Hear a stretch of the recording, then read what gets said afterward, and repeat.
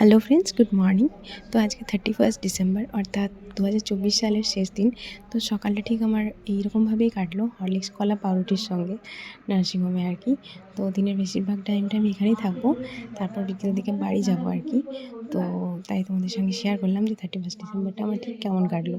তো 2024 সালটা যদিও আমার লাইফে একটা রোলার কোস্টার রাইডের মতো, কারণ এত আপস অ্যান্ড ডাউনসের মধ্যে গেছি।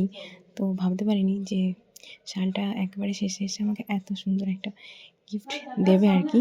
তো যাই হোক, আমি এই লাস্ট দিনটা আর কি, মানে 2024 সালটা যেরকমই কাটুক আর কি, লাস্ট দিনটা আমার খুব ভালোই কেটেছে।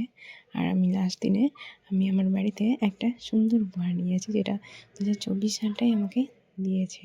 তো আমি চেষ্টা করব একে আমার লাইফের শেষ দিন অবধি ভালো করে প্রোটেক্ট করে রাখার, আর একটা মানুষের মতো মানুষ তৈরি করার।